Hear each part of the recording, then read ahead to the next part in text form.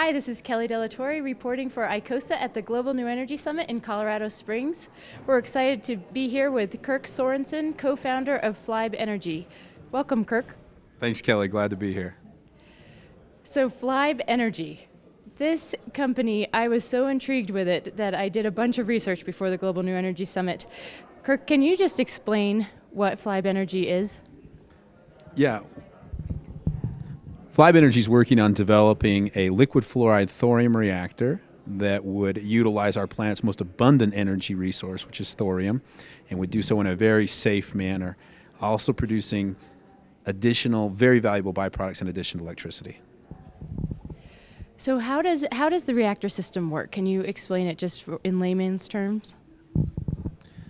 FLIB's kind of a funny name, but it's short for fluorine, lithium, and beryllium, and that is the salt into which we dissolve our nuclear fuel.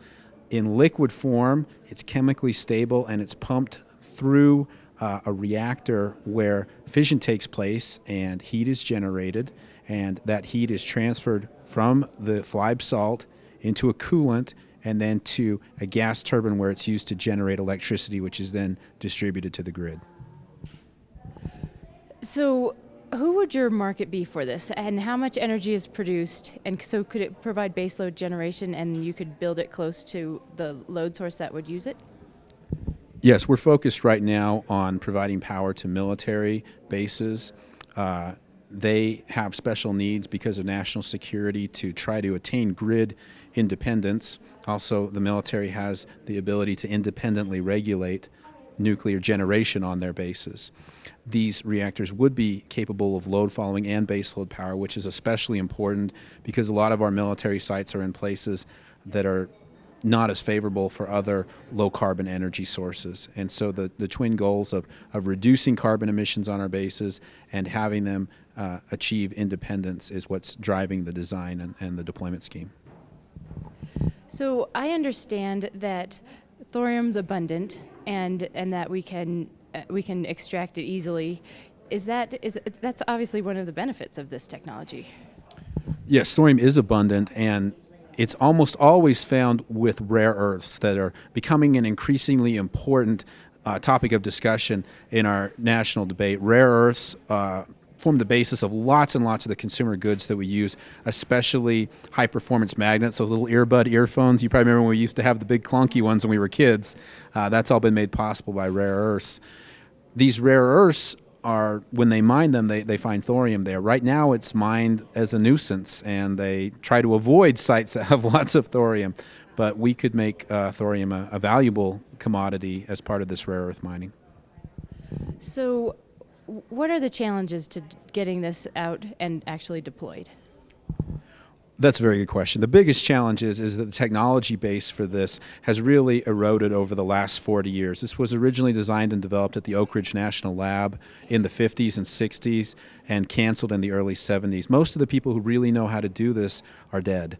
And we have their records, we have their papers, and we at FLIB have been working not only to reinvigorate the understanding of that technology, but also to extend it into some specific applications that they did not anticipate when they were originally looking at it at Oak Ridge. And so comparing it to the solid oxide reactors, what are the issues with waste then?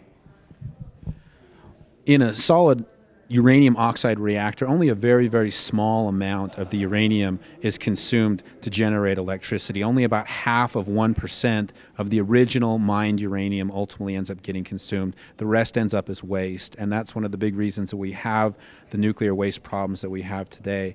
On the other hand, with thorium in a liquid fluoride form, we can consume almost all of the thorium in the reactor, thus drastically reducing our waste generation. And the very small amount that we don't consume is useful for NASA as space batteries. So it's really a very efficient and very attractive system. So it's an efficient, attractive system, and so what I can't figure out is, and it was proven at Oak Ridge National Lab, so what I can't figure out is why isn't this being used, and why wasn't it being used back then? And why did solid oxide reactors move forward and this didn't? Well, that's about 4 questions, all of which are very good. I gave an entire YouTube talk that I would recommend for people who want a longer explanation to this, but let me try to give you the shorter version. One of the basic reasons it didn't move forward was the technology was completely different than what the rest of the nuclear industry was using. In fact, what all of the nuclear industry was using. And so Oak Ridge recognized that it was going to be hard for them to accept something so radically different. Another challenge they had was that President Nixon had committed the country to developing a liquid metal fast breeder reactor that was fueled on plutonium in 1971. And the Atomic Energy Commission enforced this objective, and they saw other ideas like the thorium reactor as a competitor to this, and so they terminated funding. After the funding was canceled, the team was disbanded and the technology was lost. Furthermore, it was very poorly understood about this technology until I was part of two of us at NASA that got funds to get the records of this program digitized and put in an electronic form that could be distributed easily. Previous to that, you had to go to Oak Ridge and go to their library and spend days and days and days trying to read in paper form about this. Now you can read about it at home on your computer and get up to speed rather quickly on the technology. So that ability of the internet to radically disperse knowledge of this technology, I think, has been the key to the tens of thousands of people that are getting excited about this and accepting this. Yeah, I saw that you have a big following on Facebook about this, and I agree. I'm also a follower. Thank you. Well, how do you compare the energy output from a lifter technology to, say, a wind development and a solar development as in terms of land use?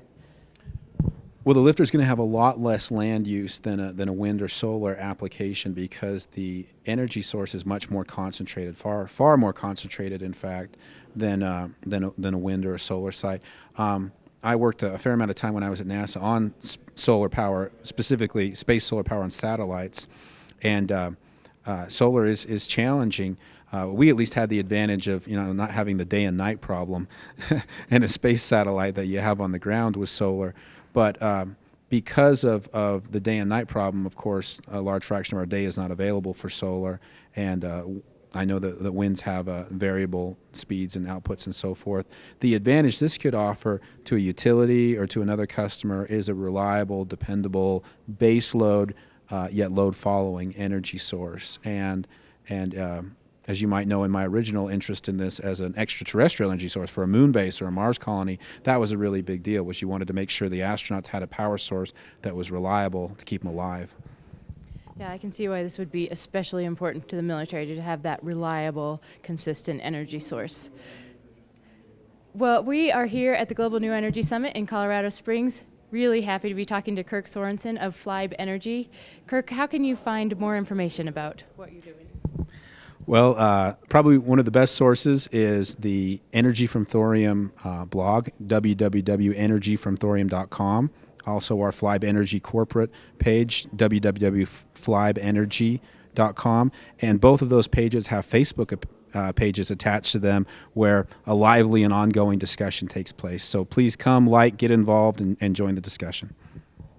Thanks for joining us, Kirk. Thank you.